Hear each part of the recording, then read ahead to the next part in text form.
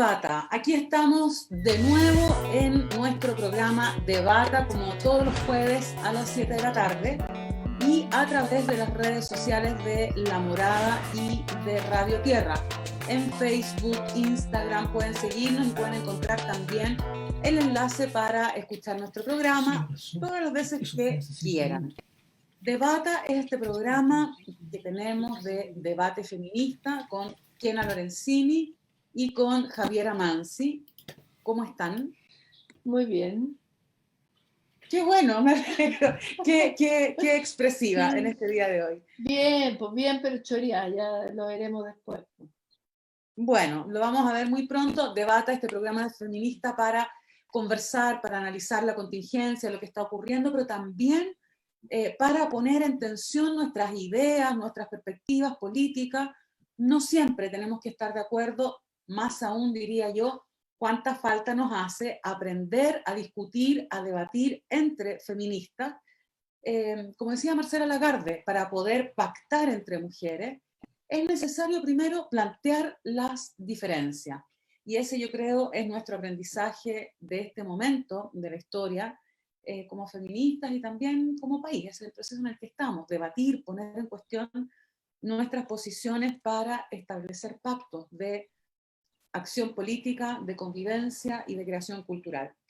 Queremos recordarles que al final de nuestro programa vamos a decir quién es la ganadora o el ganador del libro de Nona Fernández, Preguntas Frecuentes.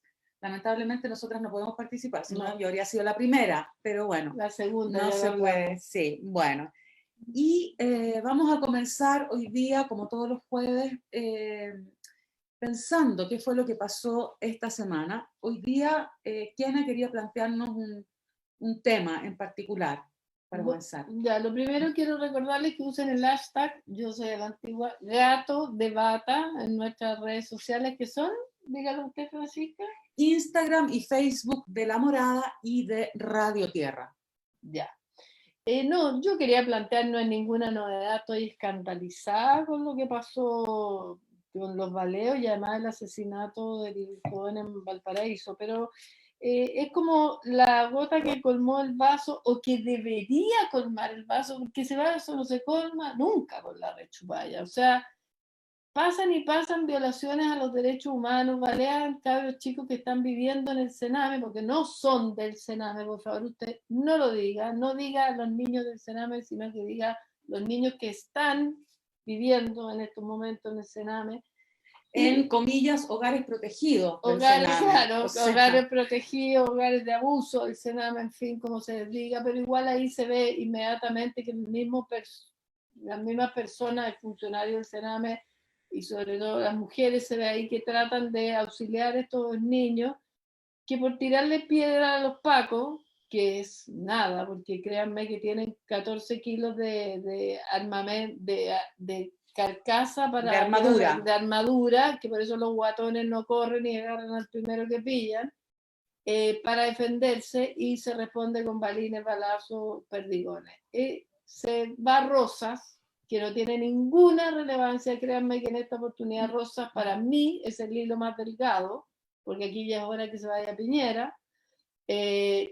Reacción de los políticos profesionales, le hace ministros, le hace congresistas y todo. Es un asco escuchar la radio en la mañana cuando todavía siguen, sobre todo parlamentarios de derecha, como defendiendo esto, que habría que hacer una modernización. No, hay que cambiar, hay que sacar a Carabineros. Tienen un año los Carabineros y las Carabineras, un año de preparación, pero los están sacando aproximadamente a la calle cuando llevan 3 y 4 meses. Y los ponen de repente a manejar, ¿a qué era el que maneja mejor? Los ponen a manejar buses para llevar presos, o cucas, o qué sé yo. O sea, cabros chicos que uno se lo agarra en la calle cuando están tomando control de identidad, y con las canas uno le pega una parada de carro, y los cabros, o sea, absolutamente de una irresponsabilidad que tiene que ver con el cuarto ministro del Interior, que inaugura, ¿cierto?, su su mandato con balear niños, los niños primero, los primeros que tenemos que balear son a los niños, parece que quisieran decir, y la muerte de este joven en 3 balazos tiene en Valparaíso en una protesta anoche.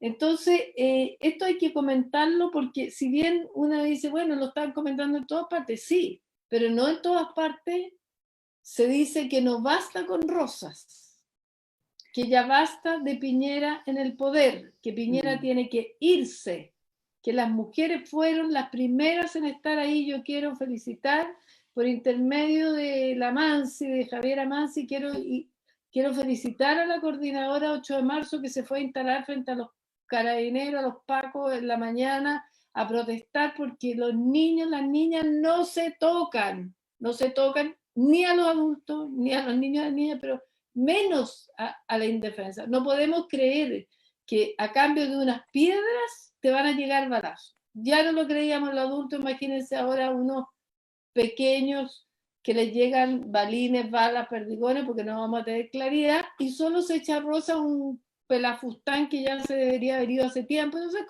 nos tiran como unas migajas. Los políticos en este país se conforman con las migajas.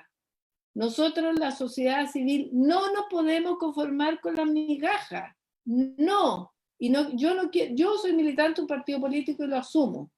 Pero yo no me conformo con migajas. Les doy la palabra, compañera, y espero que podamos debatir de este tema tan trascendental respecto a las violaciones a los derechos humanos en Chile que vienen ocurriendo en este gobierno hace más de un año ya. Cachillanca, etcétera. Sí, a mí me gustaría distinguir 2 cosas en lo que tú planteas, Kena. Creo que acá hay un hecho inaceptable y además tremendamente violento, que es el del baleo a 2 niños menores por parte de Carabineros en un recinto que debiera ser justamente un espacio protegido para estos niños. Lo que entiendo, lo que se ha dado a conocer, es que estos niños realizaban una protesta justamente para denunciar el nivel de maltrato, incluso de abuso, con abuso quiero decir también abuso sexual, que habían ya sufrido al interior de este recinto. Y que sabemos que refleja una situación que es tremendamente frecuente y que es lo que ha dado origen a los intentos de reformulación de las políticas de protección a la infancia. Ahora, me parece que hay 2 cuestiones que son inaceptables. Una, el nivel de violencia cualquiera que se ejerce hacia la infancia, hacia niños, niñas, jóvenes, que debieran en primer lugar estar protegidos por el Estado y por supuesto por cada uno de nosotros. Pero en segundo lugar, una nueva manifestación de la manera anómala, fuera de toda regla, que ha sido utilizada durante décadas por las fuerzas policiales y que no solo es inconstitucional, sino que muestra también, y en eso coincido, el nivel de deterioro del Estado, del Ejecutivo, por supuesto, y de este gobierno, pero también en general de la institucionalidad política. Entonces me parece que es inaceptable y que evidentemente no se zanja con la renuncia de Rosa hoy día. Una renuncia que además lo deja en la más total impunidad, porque el presidente se permite agradecerle, saludarlo, etc. Esto a apenas un par de días de haber votado y perdido la acusación constitucional contra Pérez, que es el ministro que es altamente responsable también de muchas de las violaciones cometidas por los carabineros, digamos. Entonces, estamos en una situación completamente inaceptable, pero que al mismo tiempo no abre ninguna posibilidad de salida política en lo inmediato. Entonces, me parece que es un paso más en la profundización de la crisis institucional. En ese sentido, yo también quiero felicitar a la coordinadora, en este caso a través de Javiera, por la acción que realizaron hoy día. Me parece que una vez más da cuenta de la responsabilidad que como ciudadanas, ciudadanos y movimientos sociales tenemos frente a este momento. La responsabilidad que tenemos no comienza en varios meses más con las elecciones de constituyentes, la conformación de la Asamblea o de la Convención Constitucional, comienza hoy, comenzó en realidad el año pasado, el 18 de octubre, con la posibilidad y la responsabilidad histórica de hacer visible la multiplicidad de malestares, de desigualdades, de precariedades que atraviesan nuestra vida. Y hoy día también se hace súper urgente nuestra responsabilidad como movimientos sociales para seguir denunciándolo, pero además para establecer formas posibles de salir de esta crisis. Ya, sí, dale con todo. Me sumo. Este es el contexto, ¿no?, que estamos hoy día conversando. Contexto, lo hemos dicho muchas veces aquí también, ¿no?, en un contexto de terrorismo de Estado. Y no son accidentados, como dijo Piñera, son jóvenes baleados por carabineros de Chile, ¿no?, de los que hay una responsabilidad política, material, y que hoy la renuncia de Rosa, la renuncia de quien había sido el garante de la impunidad sostenida de carabineros de Chile, se va hoy con 460 víctimas de trauma ocular, se va con 364 denuncias de desnudamientos y violencia política sexual, se va con más de 1.300 casos de denuncia de violación a derechos humanos de menores de 18, y con más de 8.500 denuncias que corresponden a violaciones a derechos humanos, ¿no? Ese es el historial criminal de la persona que hoy renuncia. Y no basta con la renuncia, ¿no? Lo hemos dicho todas, no basta con la renuncia porque lo primero que vamos a poner por delante hoy es que lo que hemos exigido es el fin al terrorismo de Estado, y también hemos exigido que se vaya Rosa, pero que se vaya Piñera, que se vayan los responsables de las circunstancias en que hoy día enfrentamos este momento.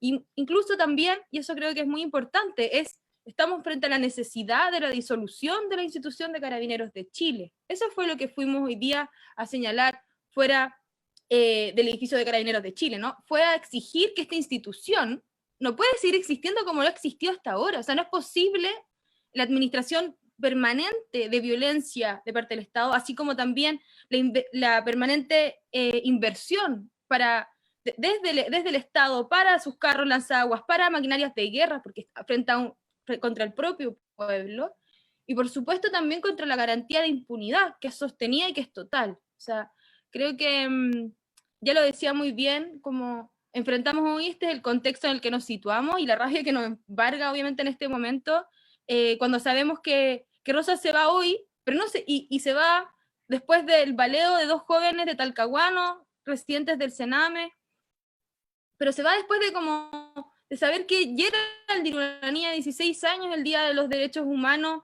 recibió un golpe de una lacrimógena en su cabeza, que Anthony Araya, el día de la no violencia, fue arrojado por un efectivo de fuerzas especiales al río Mapocho. O sea, este gobierno que dijo los niños primero, evidentemente muestra una vez más su hipocresía y el carácter criminal de este gobierno. Entonces, sí, es como para sulfurarse, porque creo que son días donde volver a sentir justamente eso, toda la rabia y los motivos por los que nos levantamos en revuelta, ¿no? Y confirmar las razones de por qué nos levantamos en revuelta y de por qué es necesario seguir estando en las calles y volver a las calles, incluso en estas circunstancias y con todos los resguardos necesarios y que tenemos que tener para cuidarnos, pero para decir basta, ¿no? Para decir basta todas las veces que sea necesario. Y como decía la Kena, no contentarnos. O sea, lo de Rosa no es suficiente. No es suficiente porque además renuncia y se va para la casa y se va sin ninguna responsabilidad como frente a la violación a los derechos humanos, que él es responsable político. Entonces, bien, sí, nos enfrentamos hoy como feministas, lo hemos dicho muchas veces, no olvidamos ningún golpe, no vamos a olvidar ninguna de los atropellos, ninguna de las violaciones a los derechos humanos cometidas por figuras como Rosa, figuras como Iturriaga, que fue el general que asume también en el contexto del estado de excepción en los primeros días declarado tras el 18 de octubre. Son los nombres y son las cuentas y son que vamos a tener que seguir diciendo, ¿no? En las calles, hoy, por esta vía, por todas las que podamos, porque sin duda enfrentamos hoy una circunstancia que nos enfrenta cada vez más al horror, ¿no? Yo creo que la noche de ayer, sabernos que terminamos el día con las circunstancias como con esta circunstancia es muy difícil de transmitir, ¿no? Como para compañeras de otros países que quizás nos puedan... Sí. Rápidamente se naturaliza, y creo que eso es importante, ¿no? No naturalizar el horror y no dejar de enrabiarnos frente a lo que estamos viviendo. Bueno, querellas van a haber civiles, habrá que sumarnos como personas o como organizaciones, como movimientos. ¿Que hay algunas que te piden sumarte como persona? Y si hay la posibilidad, yo creo que estoy en una contra Chadwick y alguien más. Hay que sumarse a las querellas civiles. Si estos gallos tienen que irse presos tarde o temprano, da lo mismo. Se la demorarán 40 años como estos otros infelices que recién se están yendo presos por delitos, pero de crímenes de lesa humanidad, pero alguna vez van a pagar. Entonces no van a vivir tranquilos. Eso es lo relevante que tenemos que dejarles clarito, que donde vayan, ¿cómo dice la cuestión? Los iremos a funar. Bueno, yo por lo menos ustedes me van a perdonar, pero yo soy de las que creo firmemente en las funas políticas. Ahora, por violación a los derechos humanos. Por supuesto, pero a mí me parece que es súper importante distinguir las responsabilidades individuales que sin duda existen de las responsabilidades políticas, que no son solo de una persona, es decir, no es de Chadwick en tanto persona, sino de Chadwick en tanto representante. Viene violando los derechos humanos desde la época de la dictadura. No, desde que la mamá lo parió, yo creo que la mamá le tironeó el cordón, algo le hizo, porque es posible. Pero aún así me parece que junto con las demandas y el juicio civil, aquí hay un juicio político que es fundamental. Y en ese sentido, me parece súper importante lo que señalaba la Javiera en relación a cómo la política de Estado en este tiempo se ha configurado como una política de guerra contra el movimiento, de guerra contra el pueblo, más armamento. Un enemigo poderoso. Exactamente, y me parece que eso no lo podemos seguir tolerando. Es decir, este no es un país que está en guerra, este es un país que está en crisis, y está en crisis justamente porque la autoridad que debiera tomar a cargo los problemas fundamentales, lo que hace en cambio es profundizar la precariedad en todos los ámbitos de la vida. Quisiera invitarlas a ver un video para continuar nuestro programa y recibir a nuestra invitada de hoy. Se trata del video de la exposición virtual del Museo Universitario del Choco. Es muy bueno. Es muy bueno. Y las chilenas que participan ahí son extraordinarias. El video se llama Vándalas, gráfica feminista chilena callejera, y trata de la explosión política y creativa urbana de mujeres y disidencias feministas en la protesta social callejera en Chile, cuyo lenguaje expresivo, gráfico, se ha nutrido sobre todo de la técnica serigráfica, o sea, de la serigrafía, para la impresión de carteles, también del pastel up, que es una técnica de composición de imágenes y de textos que se pintan o se imprimen. Vamos a ver el video entonces para poder comentarlo después conjuntamente. Vándalas, gráfica feminista chilena callejera.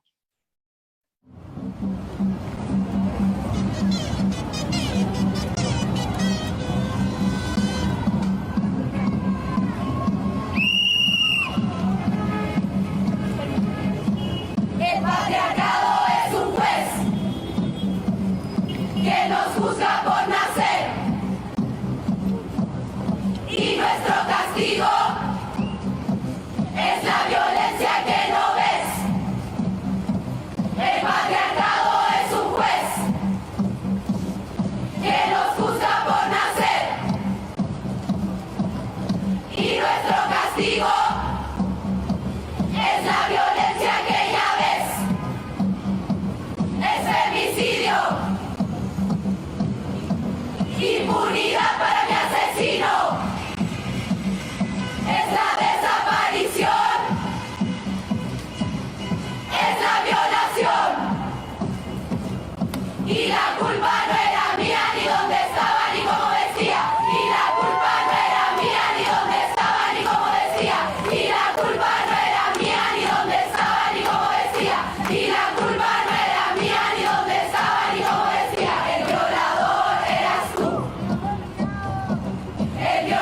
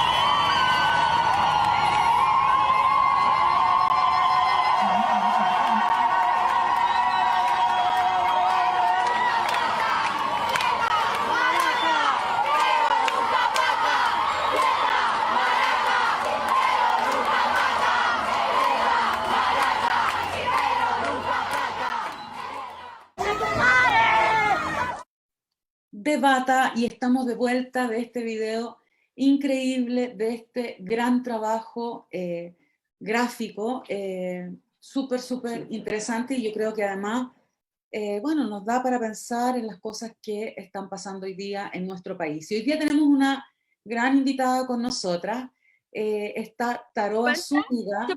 Taroa, muchas gracias por estar acá, perdón. Taroa es feminista, ella es cofundadora del colectivo Faldas R en Venezuela, no sé si se dice así, tú nos contarás después, y hace parte también de la Secretaría de Mujeres Inmigrantes en Chile. Además, es investigadora de la cooperativa Ejército Comunicacional de Liberación. Taroa, muchas gracias por estar acá. Gracias a ustedes por la invitación, chicas. Hola, Javiera, ¿tú querías decir algo? Sí, no, muy cortito, se olvidó que vimos recién. Quería mandar un saludo a las compañeras de Gabriela Laura Rodi, porque algunas de sus obras son también las que participan de esa exposición. Y nada, creo que como que sí, algo que ha puesto en evidencia una vez más también la revuelta, esa creatividad permanente y hecha pulso, y a veces con recursos mínimos también. Y nada, creo que es una exposición muy interesante para seguir pensando cómo se conectan estas estéticas de lugares tan distintos en torno al feminismo. Así que eso, solo quería hacer ese saludo a las compañeras. Pero volvamos ahora sí con Taroa, y estamos muy contentas de tenerte acá con nosotras. Gracias, chicas. Sí, muchas gracias por estar, Taroa.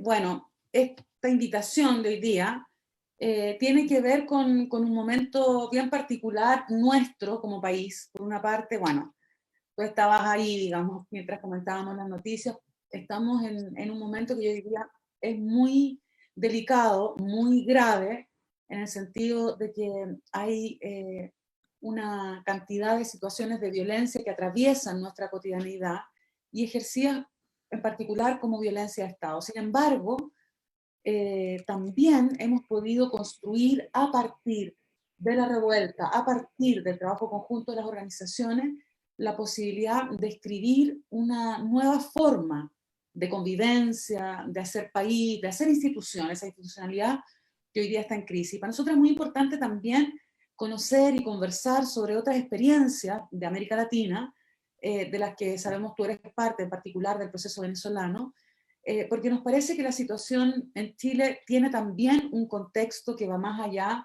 de la frontera, evidentemente, y porque además pensamos que no hay otra manera hoy día de construir formas de convivencia, de gobernabilidad que no pasen por la plurinacionalidad en muchos sentidos, por la plurinacionalidad que habita nuestro territorio, pero también por los diálogos entre feministas, entre experiencias e historias que compartimos de muchas maneras. Entonces, quisiera preguntarte, o en primer lugar, Taroa, o invitarte a contarnos cómo ves tú la situación, el proceso chileno, y en qué manera, de qué forma lo relacionas con el proceso venezolano.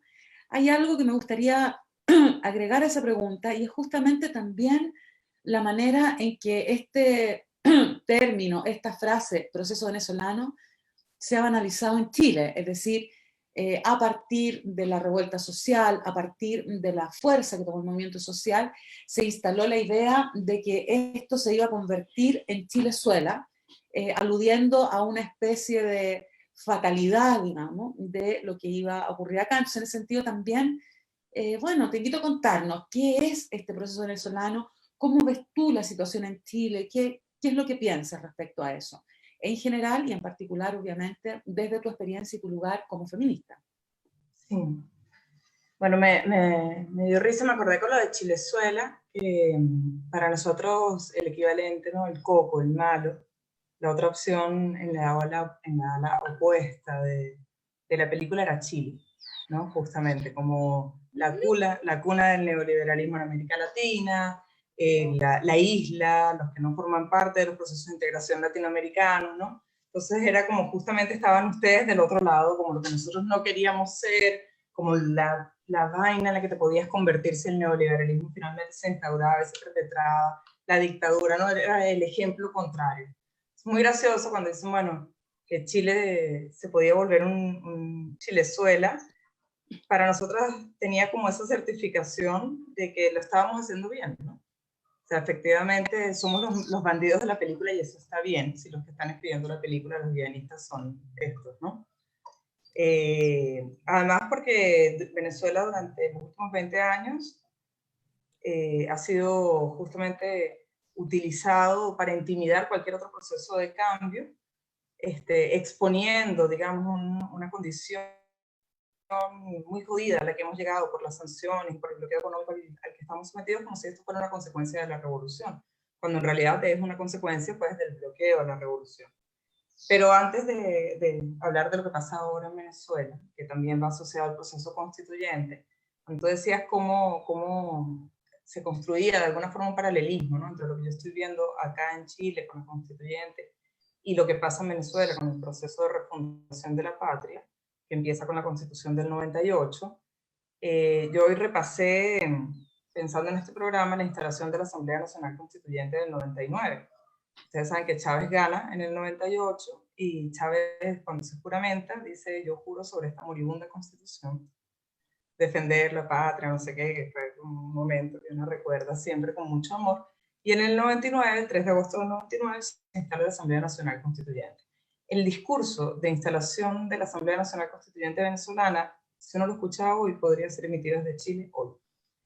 Es muy interesante, porque Miki Lena, que es el político que hace la instalación, comenta que que este proceso de la Asamblea Nacional Constituyente es consecuencia del estallido social que ocurre en Venezuela con el Caracazo, que es en realidad como el inicio de lo que luego se convierte en el chavismo y en la revolución, en realidad como un acumulado, un momento en que se devalúa el dólar y el pueblo baja literalmente, porque esto ocurre en Caracas, y Caracas está rodeada de cerros, que son los cerros de la pobreza, y los cerros bajan a Caracas, y ahí ocurre una gran masacre que todavía no está como contabilizada, es el Caracazo, y trae como consecuencia la insurrección militar que lidera Chávez, por lo que va preso y luego es elegido presidente. Esa instalación de la Asamblea Nacional Constituyente hace ese recuento, que es imposible no asociar con el estallido social en Chile, ¿no? Dice, hay un momento en que el pueblo no aguanta más, y la única posible salida de que un pueblo no aguante más es refundar la patria.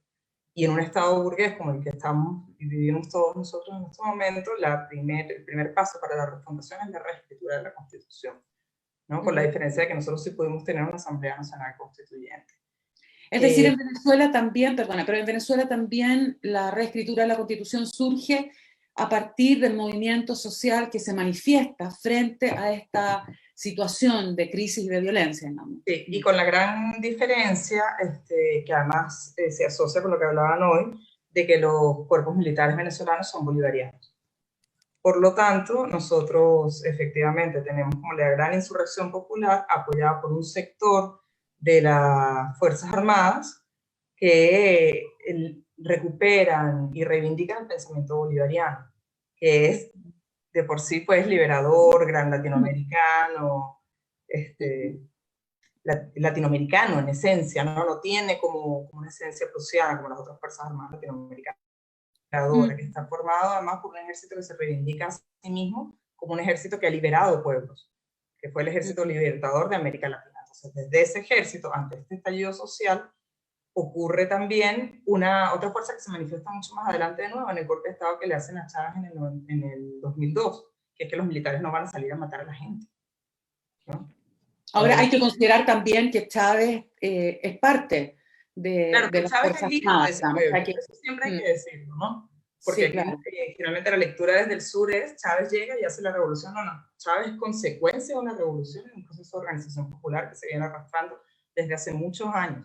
El primer texto que yo siempre recuerdo en estas cosas, de los militares venezolanos llamando las insurrecciones del 63, ¿no? Que en el resto de América se llama de militares para militares.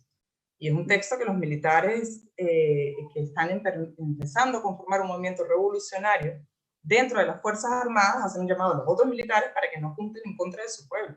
Eso es 1963, eso es mucho antes de que Chávez se formara realmente, ¿no?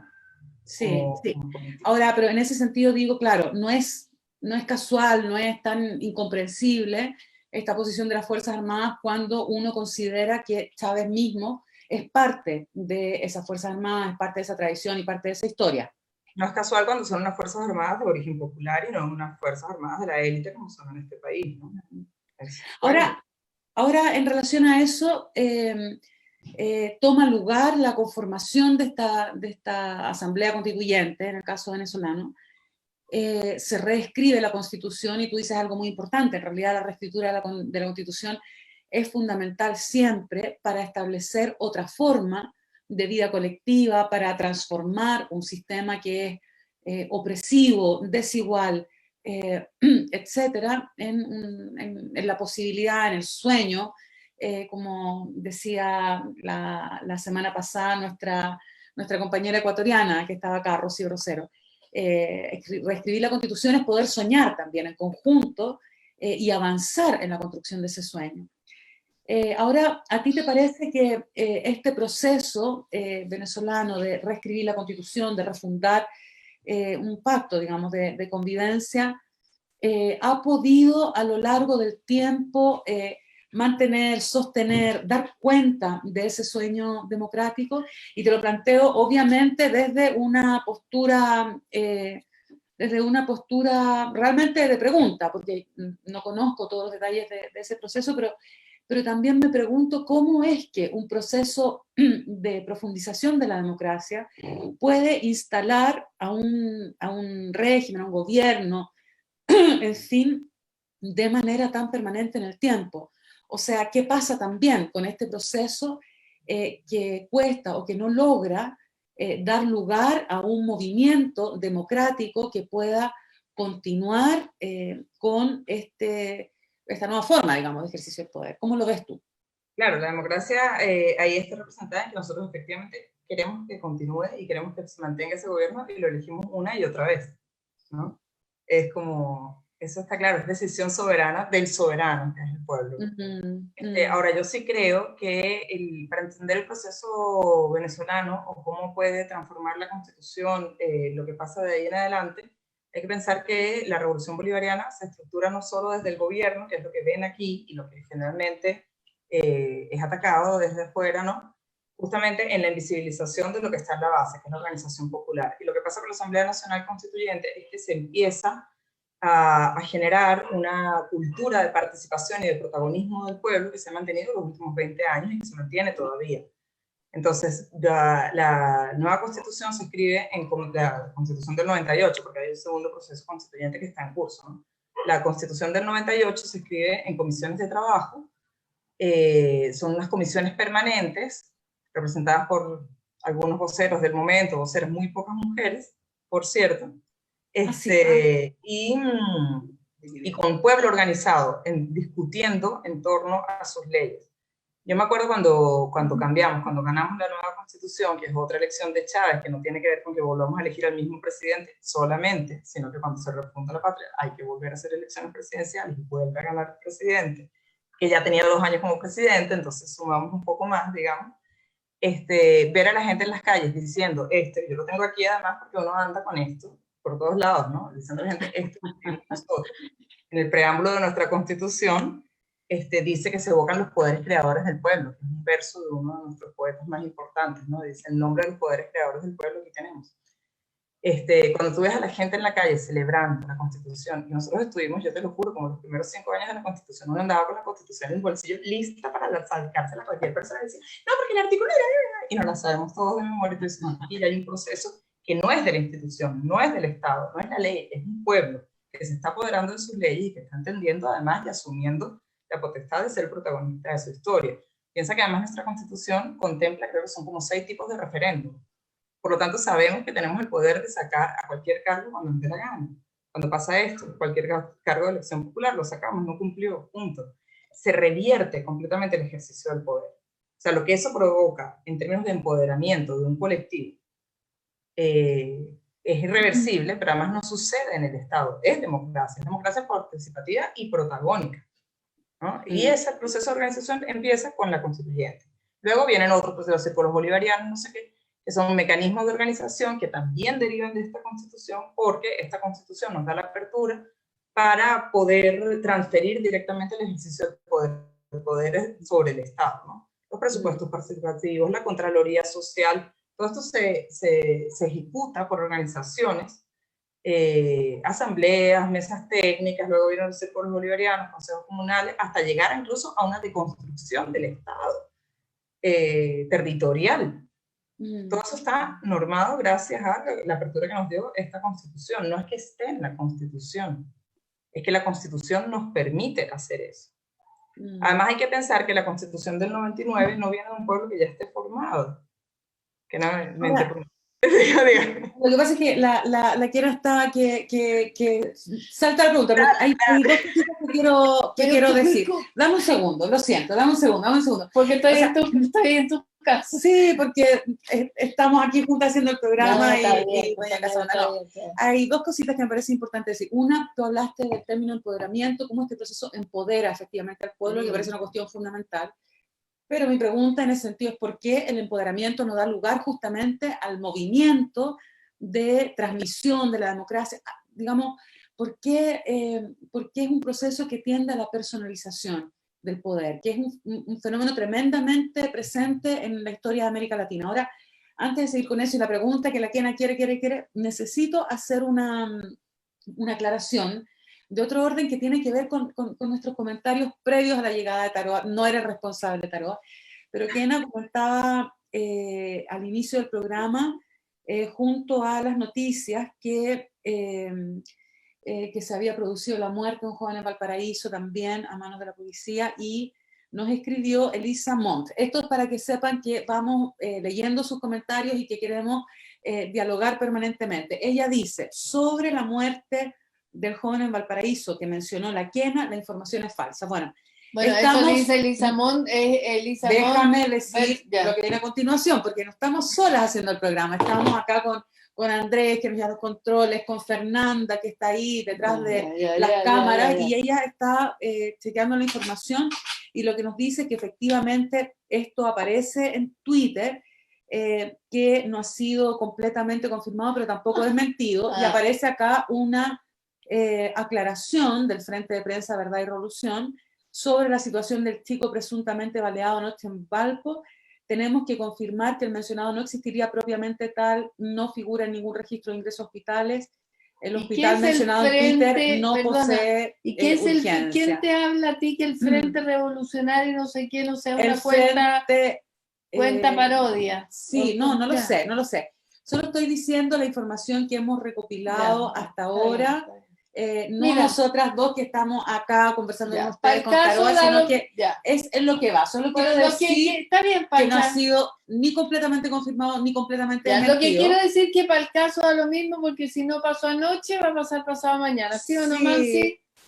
Es probable, eso ha ocurrido. Pero son las condiciones en las que hoy día estamos. Pero de todas maneras está súper... Claro, o sea, es más para creerlo que para ponerlo en duda. Por supuesto, si no quiero decir que es mentira. Que te conteste, lo que quiero por favor, tu pregunta. Sí, lo que quiero decir es que hacemos de verdad un esfuerzo por ir confirmando también las cosas que vamos diciendo. Una cuenta de Twitter no significa nada, mucho más importante soy yo. Ya. Démosle la palabra. Por supuesto, pero gracias en todo caso. A Taroa que conteste la sí, pero gracias. Debate, pues. Sí, gracias en todo caso, Elisa, por tu comentario, porque ¿existe de eso Elisa? se trata, por supuesto. Por supuesto que ¿Dónde está Elisa? Elisa está ahí. Para Elisa, salud para Elisa. Sí. Y gracias de verdad por tu comentario. Gracias por intentarlo hacer. Sí, está bien. De ir contrastando. Sí, y eso yo soy nos ayuda así, también. pero si conoces el programa sabes que yo soy así, que me gusta agarrar para el deseo. Ya. Y yo soy así, trato de que podamos dialogar y llegar por lo menos al acuerdo, disfrutando la información necesaria para poder afirmar las cosas. Ya. Pero bueno, volvamos a atender entonces la angustia con el personalismo de Francisca, que yo creo que está muy como arraigada en una falsa idea de rotación que tenemos en las otras democracias latinoamericanas, porque 40 años de bipartidismo o 40 años de concertación no implica una rotación, y creemos que eso sí es democracia. Nosotros decidimos elegir, a una misma persona que en ese momento lideraba nuestro proceso, la decidimos elegir. En Venezuela ha habido 27 elecciones desde que empezó el proceso, y hemos ganado 26. Eso es democracia. Lo que pasa es que los que la hemos ganado somos un pueblo que quiere ser invisibilizado y desconocido. ¿no? O sea, eso también pasa. Las mayorías populares que eligen a Chávez desde el comienzo son las mayorías que quieren ser invisibilizadas y que han sido invisibilizadas históricamente. Entonces es muy difícil aceptar que nosotros elegimos a un presidente que queremos, ¿no? También entender, ojo, con esto, porque hay como creo que una mala interpretación también cuando nosotros decimos que somos chavistas. Yo siempre me identifico como políticamente como chavista, y eso no quiere decir que esté amarrada exclusivamente a la figura de Hugo Chávez, sino que yo sí creo que Chávez hace una interpretación del materialismo histórico en una combinación con lecturas latinoamericanistas, emancipadoras, que vienen desde la liberación de la colonia, desde la libertad, con teorías latinoamericanas, con indigenismo, con negritudes que no se había hecho antes. Yo sí defiendo el chavismo como una ideología política latinoamericana. Y es una nueva forma y refunda efectivamente la forma de hacer política. Entonces no es solo Chávez, ¿no? Chávez efectivamente es una persona en la que nosotros, bueno, depositamos una cantidad de responsabilidades, tal vez más de las que debíamos, digamos, como pueblo organizado, porque tal vez podríamos haber avanzado más de nuestro lado y no poniendo tanto en el Estado, pero no es, ¿no? Es el chavismo, la revolución bolivariana, que tiene otro origen y, lo que les decía, otra formación, ¿no? Que yo también lo he pensado mucho con la constituyente allá y lo que pasa aquí, ¿no? Cuando yo decía, bueno, la constitución del 98 tuvo como unos errores un poco graves, digamos, desde una lectura de género, que nos impidieron. Yo milito cuando tú decías, bueno, yo no sé si se dice así, Faldas es Feministas en Acción Libre y Directa por el Aborto Seguro en Revolución. Ese fue nuestro nombre originario. Después, cuando nos dimos cuenta que trabajamos más que aborto, nos pusimos por la soberanía sexual y reproductiva.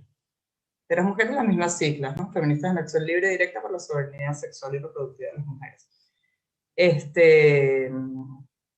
Nosotros no podemos despenalizar el aborto en Venezuela porque la Constitución del 98 protege la vida desde la concepción. Entonces uno dice, bueno, sí, ¿por qué dejamos que dijeran concepción, que es un término católico, que no es un término laico? Porque eso quedó en nuestra Constitución, se protege el matrimonio entre un hombre y una mujer, dicho así específicamente, a pesar de que toda la Constitución bolivariana está escrita en lenguaje paritario, ¿no? No inclusivo.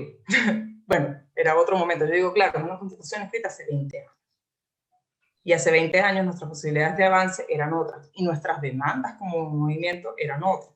¿Qué pasa? En la Constituyente del 2017 ya se genera una comisión de género y mujer, se incluyen otras reformas, esperamos que se incluyan, ese proceso termina en diciembre, ¿no? Pero es una Constitución que también se reescribe y avanza en la medida en que nosotras y el movimiento popular en general profundiza, ¿no? Éramos las mismas, ¿no? Ya, justo iba yo a preguntar exactamente lo que tú acabas de resumir, Taroa. Pero ¿qué se avanzó en 2017 entonces? Porque igual de Venezuela, a una lo que le llega, ¿cierto? Lo que sabe, lo poco que sabe, son figuras masculinas, Maduro, el canciller, el otro, muy poca otra. Hay muy poca otra, o otre, menos, un otre en Venezuela. Casi no he escuchado de un otre en Venezuela. Como autoridad, bueno, no es que aquí tengamos mucho otre, pero al menos hay algunos concejales que son otres.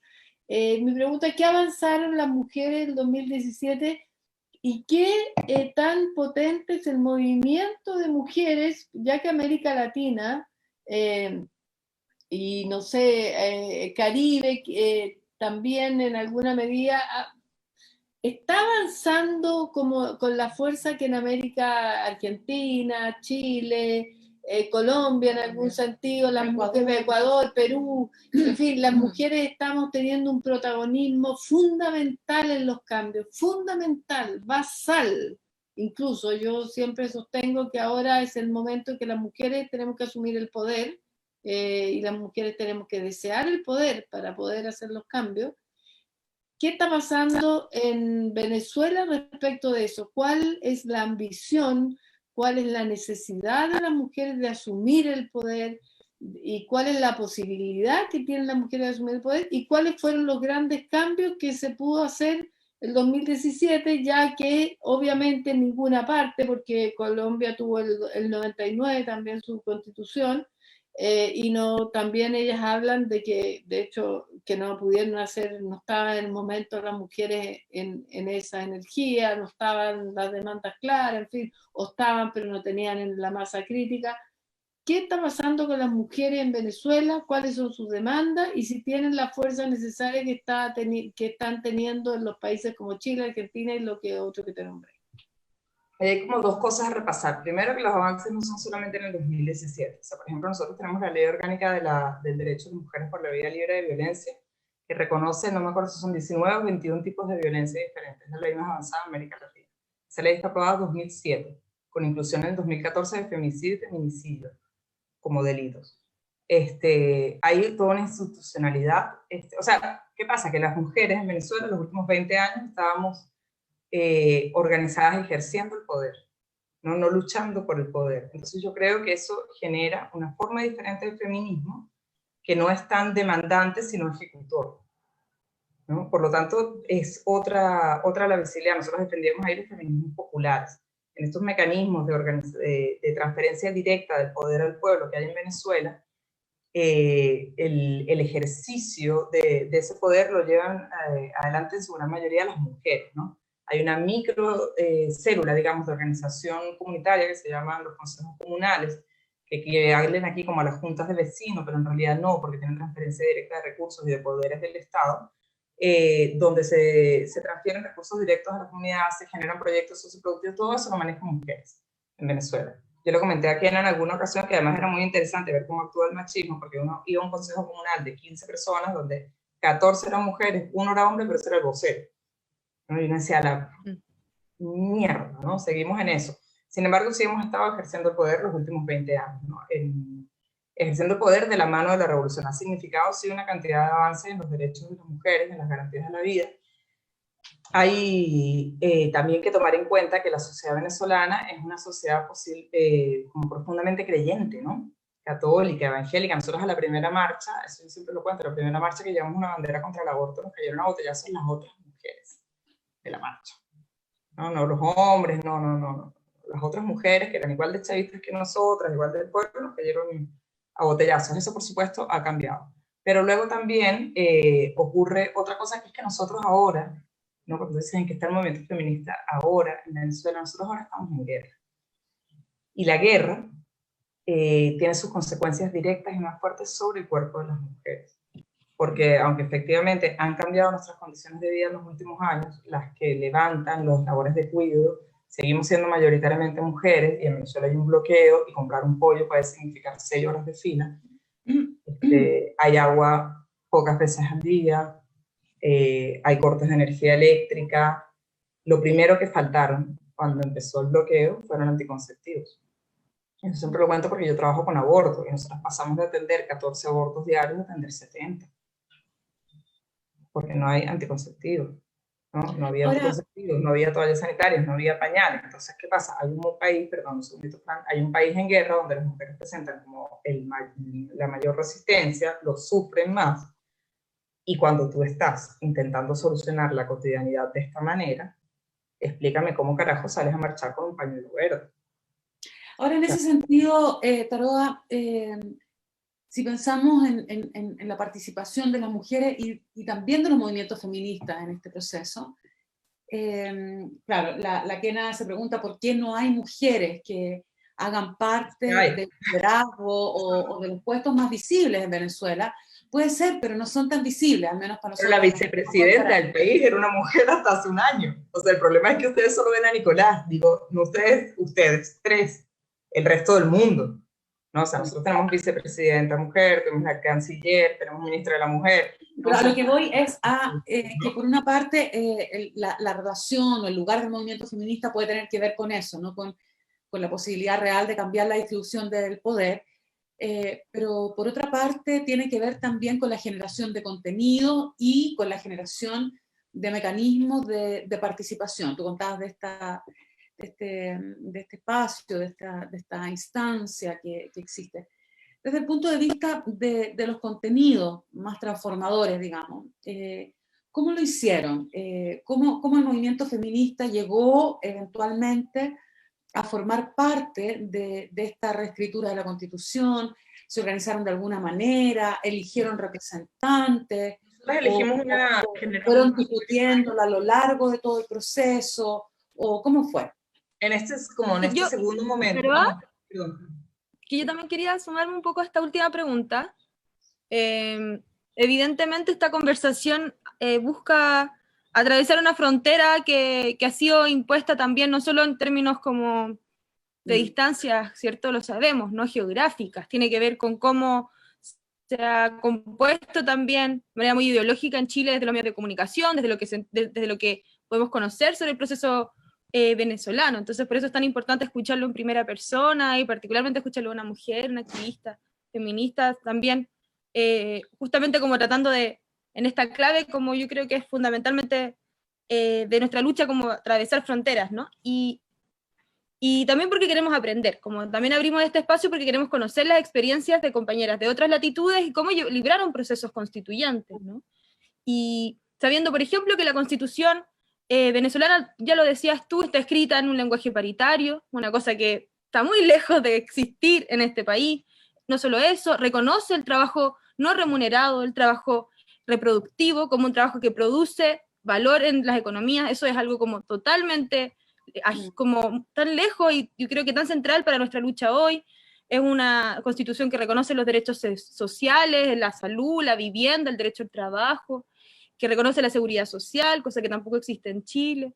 Entonces, bien, son tantos elementos, ¿cierto?, como nutren esta, una constitución que también es como muy abundante, ¿no?, a propósito de eso mismo, muy abundante en declarar cada uno de estos, en tanto como de derechos y tal.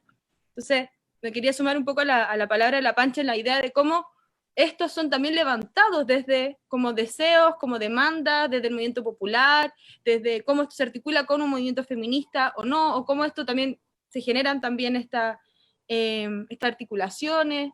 Y también me pregunto hasta qué punto aquello que está escrito en la Constitución se traduce, ¿no?, como en la vida, ¿no?, que también es una pregunta que nos hacemos a propósito de esta expectativa de que el cambio constitucional cambie la forma en que se organiza la vida, cómo eso también, qué forma tiene en el proceso en Venezuela, que no es solo una constitución, además allá obviamente, pero si nos pudieras contar también sobre eso. Sí, fíjate, yo les voy a contar más del proceso constituyente del 2017 porque yo en el 98 tenía como 15 años, no participé de ese proceso, no había comisión de infancia. El gran logro del movimiento feminista de ahí es el artículo 88, que es el que reconoce el trabajo doméstico como generador de economía, dice algo así, no me acuerdo, que igual produce ganancias, digamos, para el Estado, está reconocido, y el lenguaje paritario. Luego, nosotras nos organizamos, el movimiento feminista venezolano, creo que tiene como una ahí en latinoamericana, que tiene un origen como bastante blanco y burgués, ¿no?, en la visibilidad, por lo menos en la década de los 80, finales de los 90. Cuando empieza a formarse como este feminismo socialista, nosotras nos organizamos hace 10 años, 2020, como en el 2000, sí, hace 10 años, 2010, en una red que se llamaba La Araña Feminista, que buscaba agrupar a las colectivas e individuos feministas, chavistas, socialistas, venezolanas.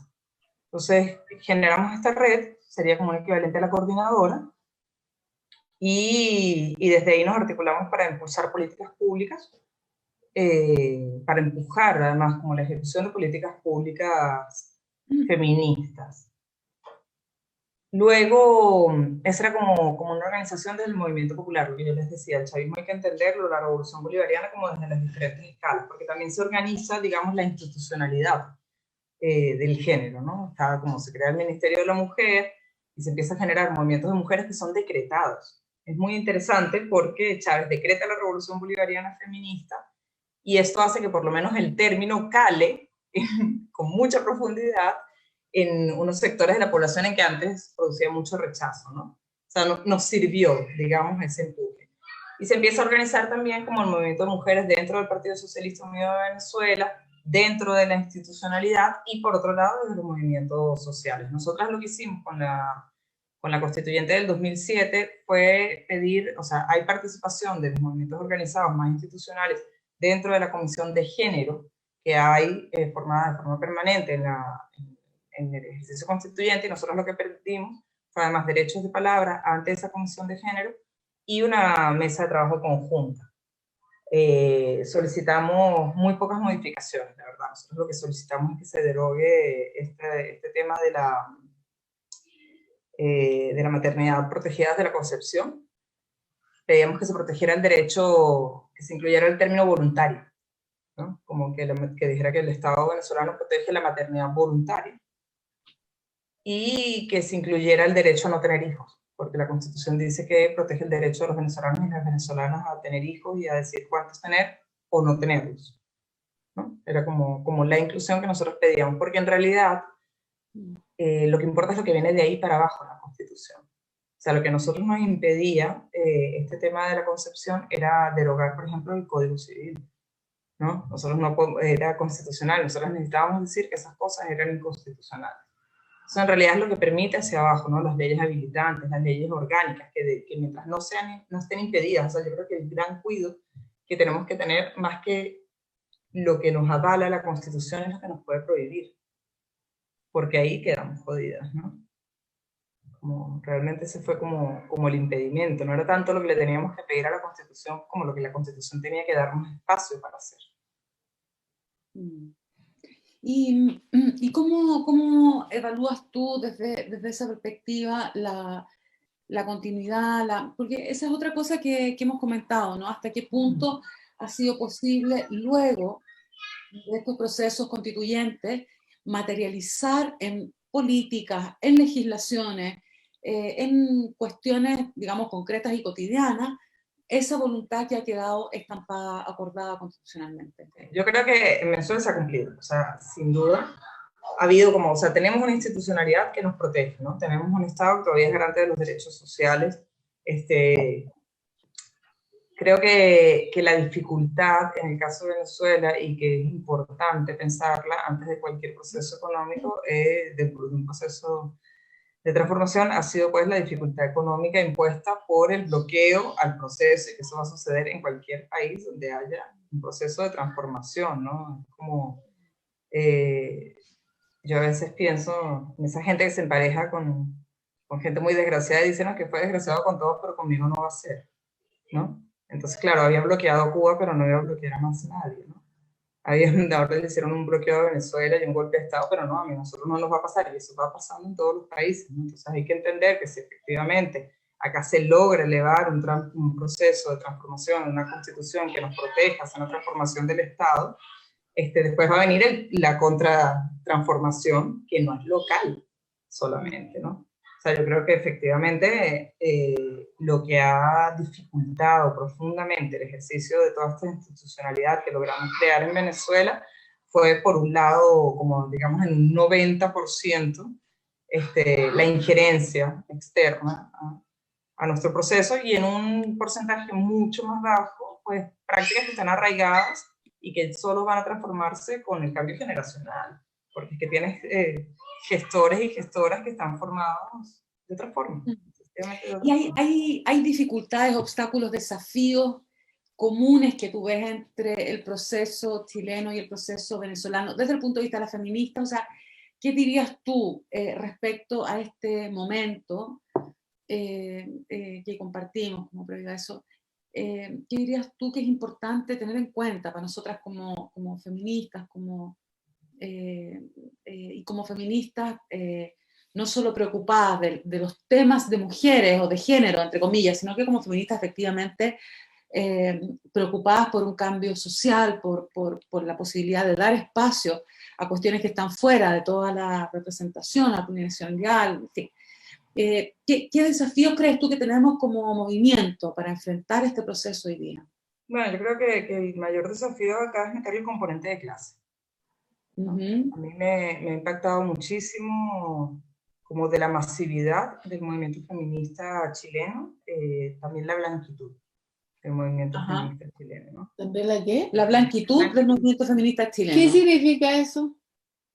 Bueno, un feminismo Ah, blanco, lo blanca que somos, pero bueno, pero aquí no hay... pero no blanca colorista, no le des como esa interpretación de que el color, que son blancos. Ya, ¿a qué te refieres entonces? Digamos, ¿Al con un componente químico? de clase muy marcado, ¿no? De clase, ya, perfecto. Ya. Étnico, ¿no?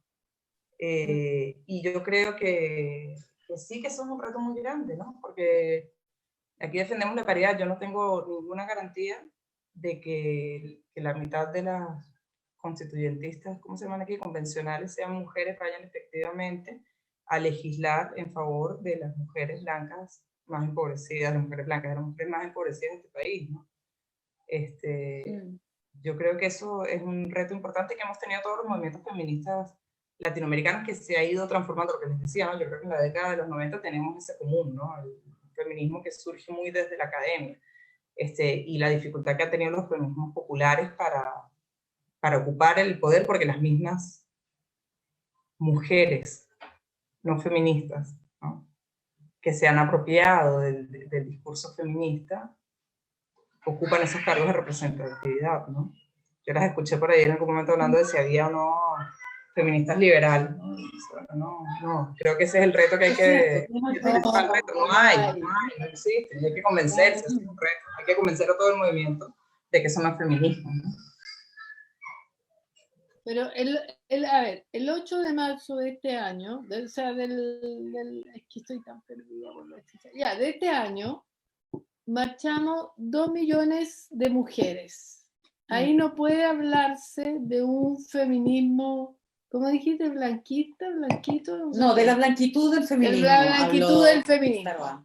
Ahí estamos hablando de mujeres campesinas, de mujeres que vinieron especialmente o que en sus propias ciudades también. Estamos hablando solo de Santiago, 2 millones, y cuando yo lo tiré por Twitter dijeron, pero compañera, y todas las ciudades más que marcharon. 2 millones, fue más grande que la marcha más grande de Chile, que fue de 1,5 millones, la hicimos las mujeres y fueron 2 millones de mujeres, en que obviamente no fue esa cosa blanca. ¿Cuánto fue? Blanquista, ya. Yo creo que ahí hay muchas mujeres populares organizadas. Ahora apareció un grupo que se están organizando en lista para la constitucional, que es el grupo de la gente del 18 de octubre. No sé si lo han visto, Mansi, ¿lo has visto?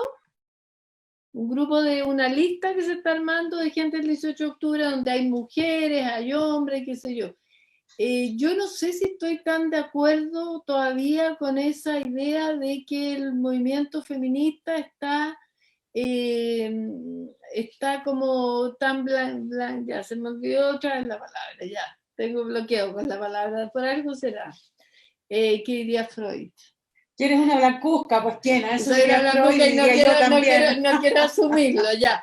No, pero me refiero a que hay muchas vocerías, hay muchas voces. De hecho, en la coordinadora 8 de marzo, que me declaro una fanática, hay muchas vocerías que justamente han luchado y se han han traspasado, ¿cierto? Estas vocerías, distintas vocerías, la posibilidad de expresarse, ¿no?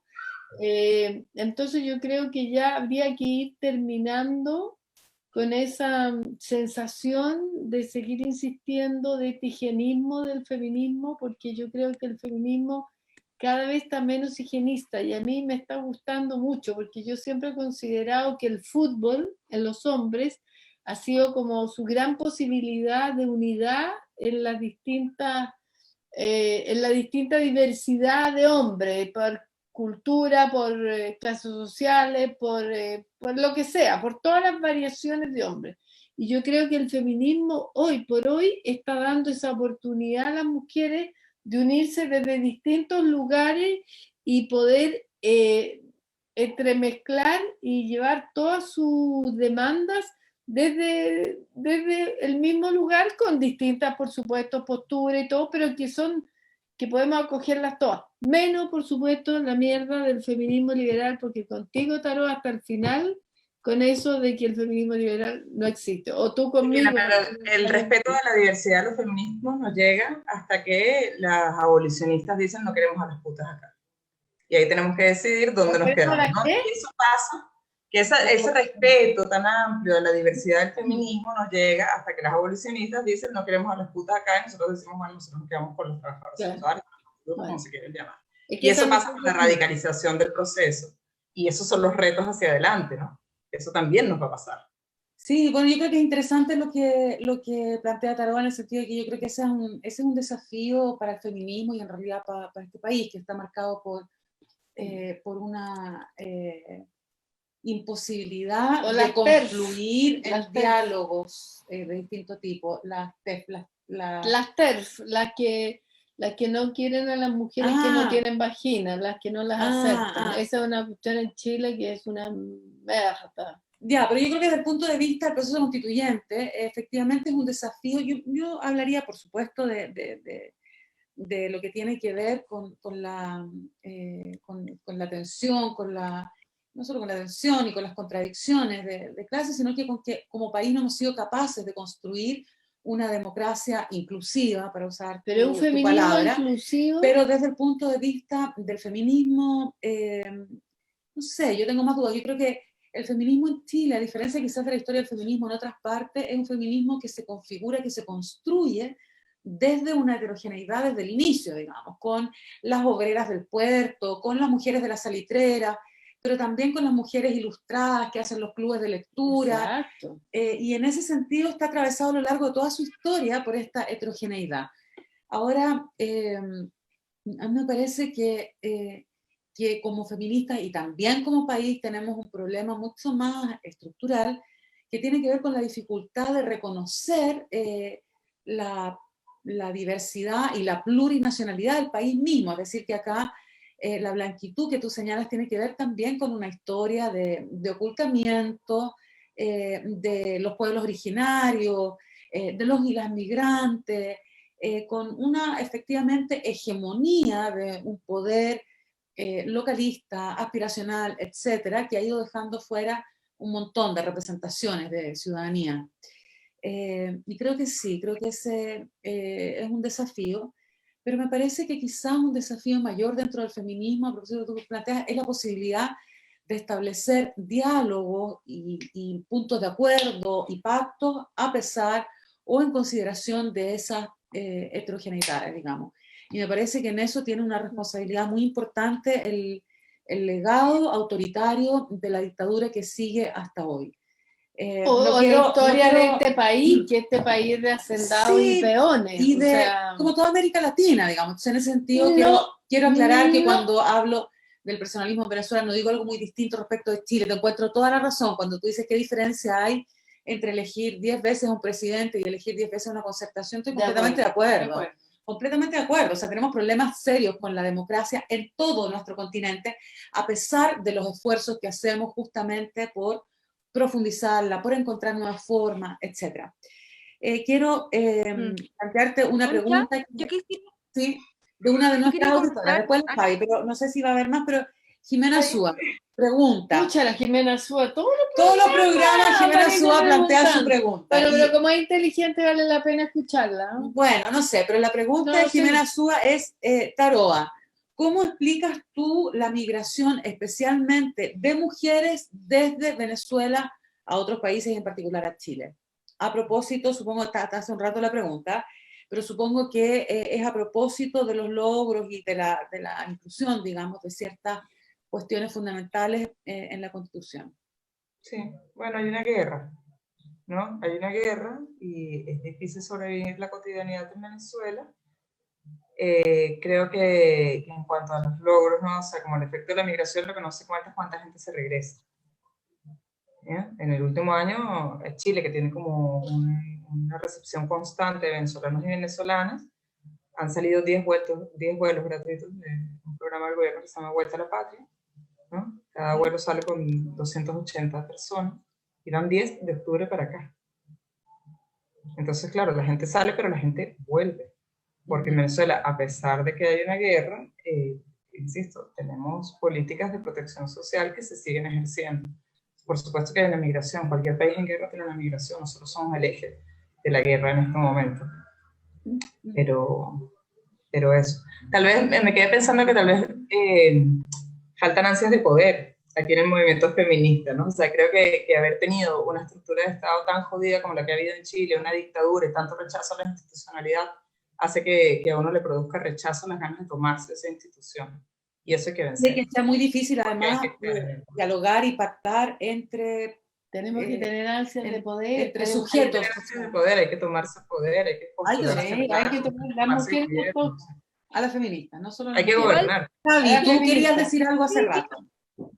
Sí, que yo tengo una diferencia igual y un énfasis. Yo creo que efectivamente lo que hemos visto en el ciclo de movilizaciones de los últimos, desde el 2016, si pensamos desde el llamado Ni Una Menos, como que abre un ciclo de politización y masividad feminista, donde yo creo que lo que aparece ahí es también la constitución de una voz feminista mucho más amplia, y vamos a decirlo también, como que empieza a protagonizar procesos en alza de movilización de la clase trabajadora, que no es la clase, que es una nueva clase trabajadora, que experimenta, por supuesto, las condiciones en Chile de una precarización neoliberal, y donde el feminismo que se levanta desde, por ejemplo, con la huelga, la marcha del 8 de marzo del 2018 dice mujeres trabajadoras contra la precarización de la vida, ¿no? Es enfatizar cosas bastante significativas para pensar las formas de estos feminismos que están tomando hoy día, que tienen lugar en las calles, ¿no? Un feminismo que se reconoce desde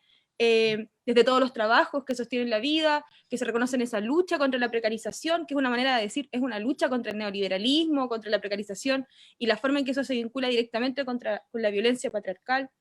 Y las últimas dos movilizaciones, tanto la del 2019 como la del 2020, fueron huelgas, ¿no? Son huelgas generales, es un feminismo que reconstruye y retoma un repertorio de lucha obrera en clave feminista, ¿no? Entonces, quiero decir con esto que a nuestro parecer, en la coordinadora lo hemos hablado mucho, lo que está hoy día en juego es la posibilidad de cómo desde el feminismo también se está protagonizando un proceso donde también es una nueva clase trabajadora, abigarrada, plurinacional, diversa, ¿no? Que está constituyéndose en el contexto también de una revuelta, y donde hoy día nos levantamos una lucha que es, a nuestro parecer, no solo en Chile, sino en otros países, ¿no? Cada vez más radical, cada vez más masiva, y también cada vez como más deseante de transformar todas las estructuras que sostienen hoy día las formas en que se organiza nuestra vida, ¿no? Entonces creo que sí, hay que cuestionarnos permanentemente la pregunta de la elitización, pero yo creo que también hay que observar qué sujetas son hoy día las que se reconocen como feministas, ¿no? Y cómo se está ampliando, o transformando, o popularizando también, en un sentido, no en el sentido de la moda, sino al contrario, en el sentido de cómo se asume esto como una necesidad para la lucha del pueblo. Entonces, solo quería hacer ese énfasis que me parece que es muy importante respecto también a algo que no es tampoco tan novedoso, porque como bien decía La Pancha, las primeras en declararse feministas en Chile fueron las obreras. Entonces creo que es también volver sobre esa propia tradición, que es la que yo creo que es la mayor potencia también que tiene el feminismo en Chile, ¿no? Y esa posibilidad de hablar de todo y de levantarse en esa clave transformadora, ¿no? Y yo creo que eso es lo que hoy día podemos pensar, y también me parece muy interesante pensarlo en la relación con las hermanas feministas de otras latitudes, con procesos constituyentes muy diversos y procesos políticos también, ¿no? Y cómo ahí se organiza también las claves políticas de las izquierdas, etcétera. Pero eso, solo quería hacer como ese énfasis, que no quiero decir con eso que no esté exento de todas las contradicciones y de todos los desafíos que supone, por supuesto, el permanente ejercicio de descolonización y de deselitización también de los feminismos también. Sí, completamente de acuerdo, completamente de acuerdo. O sea, yo creo que además eso, y completamente de acuerdo también con la voluntad de diálogo y de ir construyendo conjuntamente, en parte, estos procesos, en el sentido de que hoy día enfrentamos en Chile un proceso constituyente, pero que me parece que tiene que ver con nuestro momento como latinoamericanos, latinoamericanas, caribeños, etcétera. Es decir, con un momento de desafío para el continente en muchos sentidos, desde el punto de vista de la economía, en fin, desde el punto de vista de la política, de la institucionalidad, pero sin duda también desde el punto de vista de los fundamentalismos que atraviesan y ponen en riesgo nuestros magros avances, y que son también las fuerzas que tenemos que enfrentar súper conjuntamente. Así que, bueno, muchas gracias por la conversación de hoy, Taroa. No te vayas porque viene una última parte. Primero quiero anunciar que la ganadora del libro de la semana que acaba de terminar es Mariela Collazo. Mariela, tienes que pasar a buscar tu libro en la librería Proyección, que está ubicada en la calle San Francisco 51 en el centro de Santiago. Queremos agradecer, por supuesto, a todas y a todos quienes participaron de este concurso e invitarles a participar del próximo a partir de hoy, ¿cómo?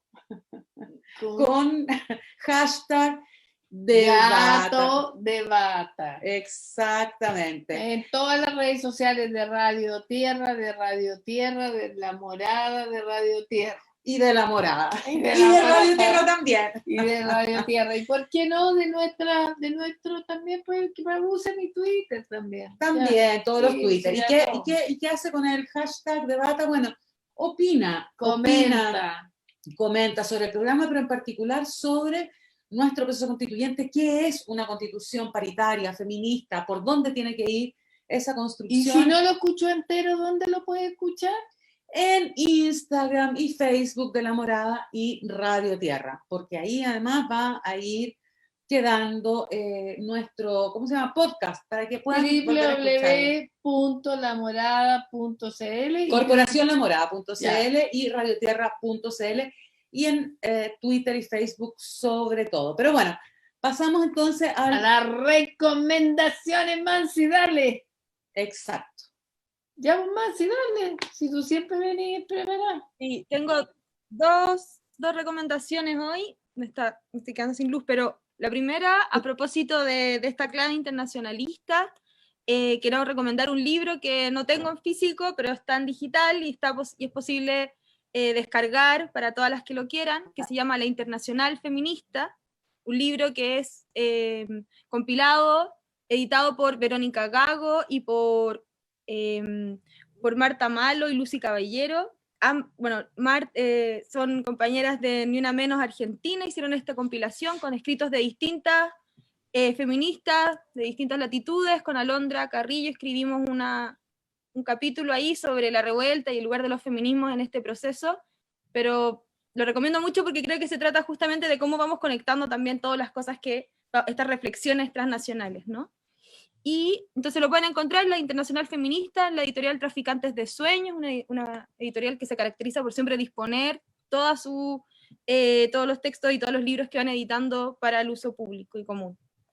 Y también una segunda recomendación, más bien que en la clave de que estamos hoy a una semana de que se inició la huelga de las trabajadoras de CMR Falabella, es un llamado a apoyar esta huelga, a no comprar en Falabella, y junto con eso también acompañar a las trabajadoras que se han organizado, levantado en los locales a lo largo de todo el país, y particularmente se han tenido que enfrentar a la violencia desatada, tanto de la patronal y con guardias que le han golpeado a las dirigentes sindicales, como también incluso de hombres transeúntes que han golpeado también a algunas de las compañeras que se han levantado en huelga. Entonces, quería ocupar también estos minutos para apoyar a las compañeras en huelga, y bueno, que creo que es también, como lo hemos dicho antes, nuestro feminismo es también la lucha de las trabajadoras, y que hoy día están poniendo el cuerpo porque no van a ser las que paguen la crisis, y porque, bueno, como sabrán, se trata de una empresa más que está hoy día paliando la crisis a costa de las trabajadoras y trabajadores. El 90% de la composición de este sindicato son mujeres, además,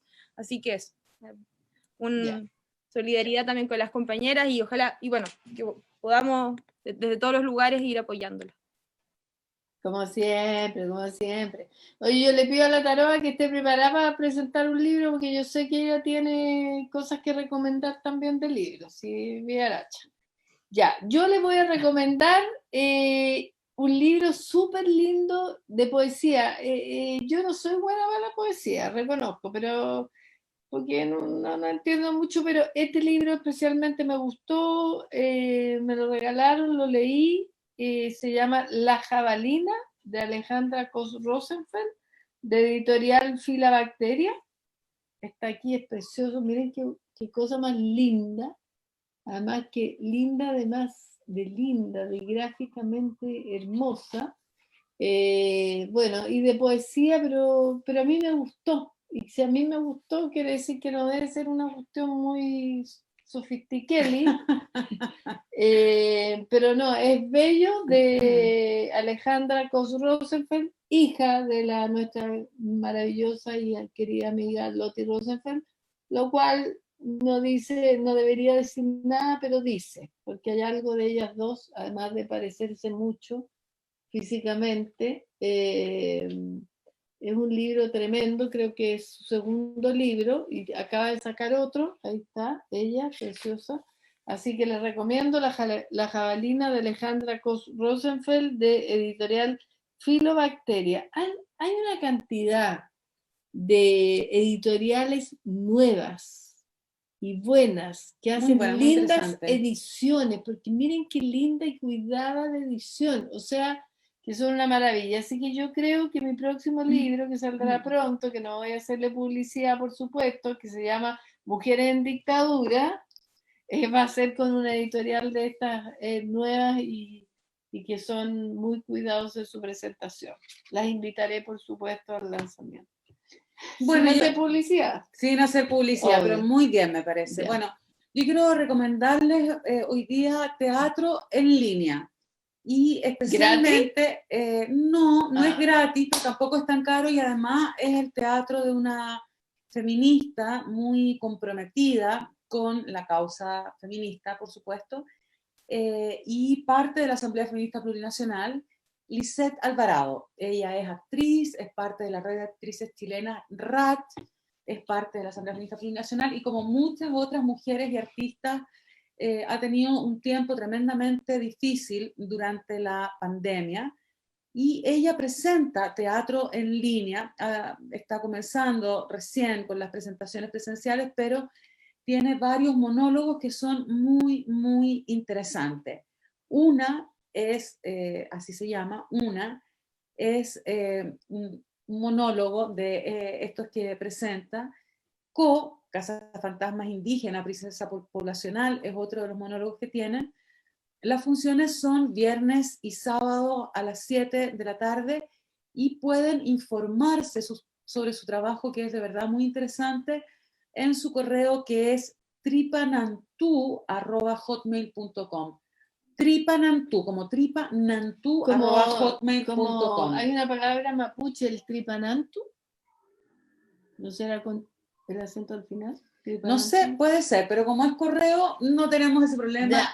Tripanantu o tripanantu@hotmail.com, de Lisette Alvarado, de verdad una gran artista y una súper comprometida feminista. Hotmail, no se le olvide que eso es una maravilla, es como Pedro Picapiedra. Exactamente. Sí. Ya, Taroa, dale. Y Javiera nos falta, ¿o no? No, pues perdón, empezó, de veras, perdón. Oye, pero el Alzheimer, sí, me tiene así. No el Alzheimer, ¿sabes qué? Mira, yo les voy a recomendar dos proyectos editoriales. El primero, ahora considerando que a Kiana le encanta la poesía, un proyecto que surgió en pandemia, que es muy bonito, que se llama Poesía en Casa, que son una serie de poetas que leen sus propios textos y los graban, ¿no?, en un video, y que los sábados publica poesía de mujeres latinoamericanas en una cuenta en Instagram que se llama @poesiaencasa21 o @planeta ella. Y otro proyecto editorial que me gusta mucho, porque también surge ahora en pandemia, que se llama Muchos Mundos Ediciones, y que se propusieron en plena periodo de crisis pandémico editorial hacer una editorial de libros gratuitos y descargables digitales. ¿Cómo se llama? Repite los tres. Muchos Mundos Ediciones, y el proyecto de poesía se llama @poesiaencasa21, que sale también en @planeta ella, que es la plataforma además de una red de feminismos latinoamericanos, en la que hay un montón también como de propuestas culturales que se están manejando constantemente. Entonces, invito a estar atentas ahí. Bueno, muchas gracias, Taroa. Muchas gracias a nosotras, Javi, Kiena, yo misma. Muchas gracias a Andrés Vargas y a Fernanda Budrovich, que están del otro lado de estos aparatos en los que nos encontramos. Y muchas gracias a todas y a todos por acompañarnos en este debate, en esta conversación de hoy día. Y nos encontramos entonces el próximo jueves a las 7, como siempre, en todas las redes sociales de La Morada y Radio Tierra. A pasarlo bien Mañana Plaza Dignidad, ojalá que puedan ir, porque yo creo que va a ser una linda protesta. Y bueno, buen fin de semana a todos. Buena celebración de mi cumpleaños, gracias. Buena celebración, que voy a venir a celebrar yo también, no les voy a decir qué día, porque si no todos van a ver. La Plaza de Dignidad se va a trasladar a mi casa. Ya. Sí. Besos, abrazos, que nos sacan pedazos. Gracias, Taroa. Besos. Gracias, Taroa. Chao. Chau. Chao.